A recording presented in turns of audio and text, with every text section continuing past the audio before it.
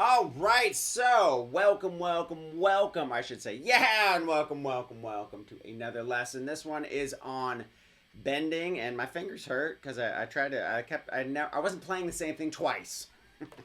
It's like, wait a minute, what am I doing? And I probably won't teach the same thing, but the point is it's about bending, milking bends, vibrato, just messing around with bends because that's so expressive and it's very vocal-like. Now, I did kind of a lick and stuff like that, but a lot of times when I'm doing solos and stuff, I spend more time on the blues. But you got big bends, you got half bends, you got these little like quarter note inflection things, semitone bends, I think they're called. Bends. How are we going to do it? I'm going to show you. Check out a link down below that is going to show you how to solo over chord changes in the description box. Check it out. Okay, so bends. That first part, I'm playing out of E minor pentatonic, right? So that would be a good bend over a one chord, right? Because you're bending into that note. So you got. Now what's happening there is I'm bending up a full step and dropping it down a little bit, going back up, dropping it down a little bit, right? So you got. And then adding some love there at the end. Right? And then. Okay, so that's. And then.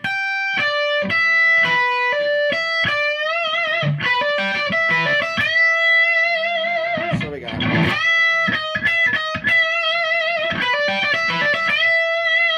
And then I think I went.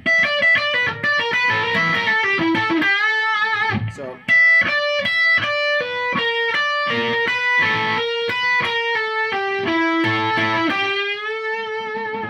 Now this isn't totally something people use all the time to bend. It's the Van Halen bend. I love that bend. And you can do the same thing when you bend up. Tweak it. Right? So you got.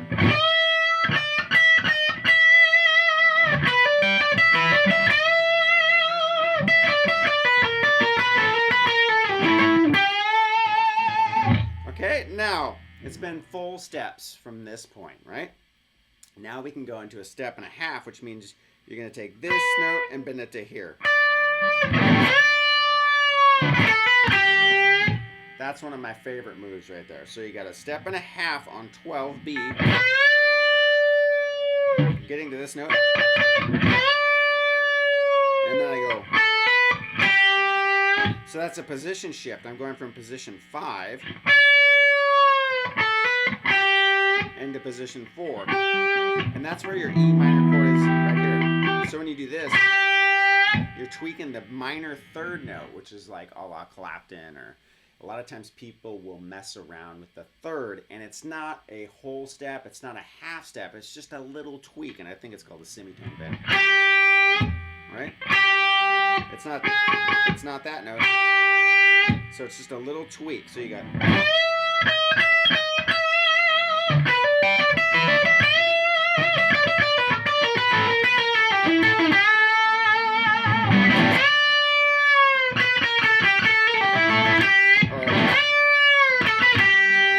You can do that.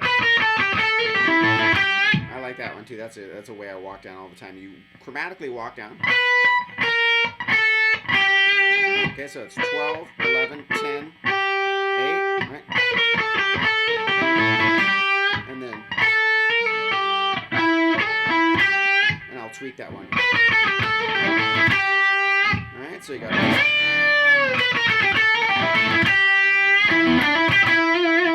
I like doing that too because you're outlining the chord. Works great. Now, always keep in mind the chord changes. Now, in this one, in my mind, I'm just targeting, you know, kind of E minor chord shapes. But I'm going to change that in just a second, because a lot of times when you're just jamming over E, or, you know, like the Hendrix chord, you can get away with adding some major flair. Case in point, Purple Haze has kind of some majory sounding notes in there. Right when you're dropping down. So you got wherever it is. All right, so you got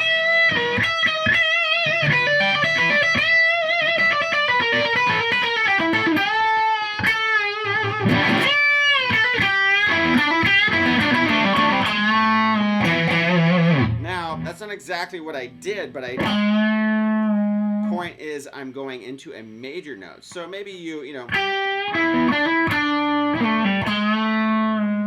right? So I drop down from position 4 to 3, and then I grab a note out of an E major chord, right? Bending it into that kind of minor-y note, and then back down to a major note. Maybe you do that. And bring it back to more of a minor sound. But again, semitone bend. And then vibrato, which in itself is like bending, right? So the trick is when you're bending a note, like a half step, a whole step, and you want to add vibrato, don't overbend, right? And it's easier said than done, and I overbend all the time, but you don't want to go past the note. You want to go up to the note, release a little bit, back up to the note, and pitch, right? So you got,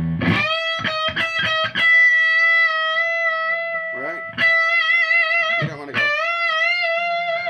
So that's to sound like a drunken cat fight. You'll have dogs howling, your cats will be all pissed. Don't do that. It's not good. So to the note, lower, back up to the note, lower. Now, when you're just, you know, doing vibrato, stationary, you have to bend past the note, and that's kind of the sound, and that's okay. But for some reason, when you're bending up to a note, it just doesn't work out that way.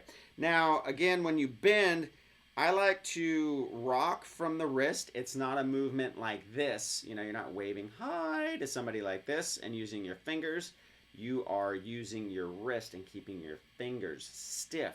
And that way you get a really smooth, you know, pivot point, but you also get to use the muscles of your forearm rather than trying to manhandle it with your, or person handle it, I should say, these days. With your fingers, right? So you got and I'm just kidding, I'm not PC in any way, so that's, you know, we're going to manhandle the note here.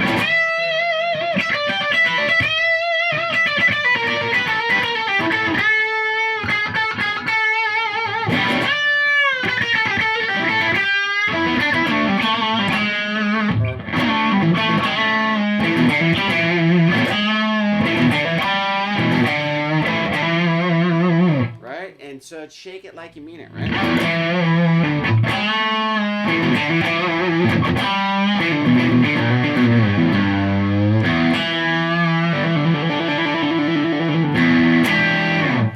So that's some stuff to think about. You know, go up to the bend, drop down a little bit. Right?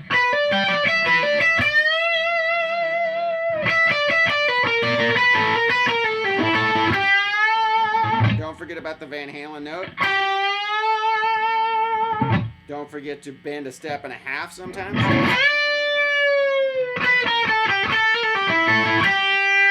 Semitone bend. I don't even know what I did. I don't even know how I got to that note.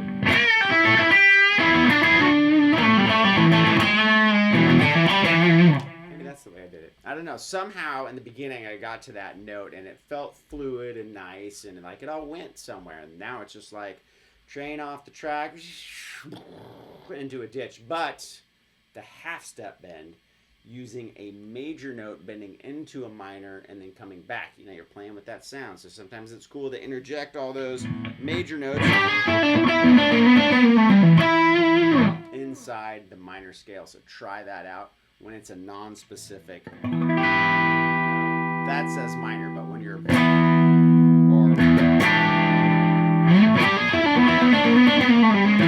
that kind of stuff works. Over this chord, maybe.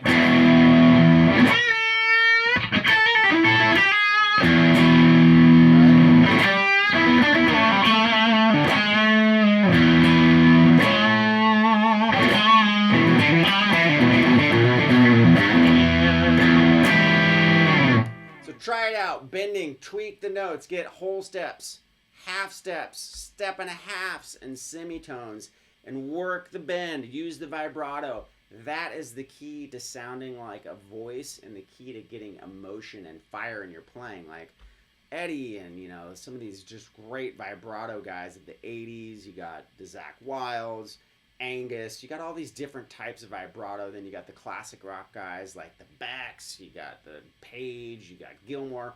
The vibrato and the bends, it's what really makes their notes choice, let's say, and their phrasing have a lot of emotional impact. So don't be afraid to try it. And also don't be afraid to support me at brettpapa.com, where I go into all things on how to improvise, how to see the fretboard in an entirely new way. So soloing all of a sudden becomes easy. Over there is a subscribe button, and over yonder there is going to be another free video for you to check out. If you like the video, by all means share it and spread the word. That would be awesome. You guys are amazing. We'll catch you next time.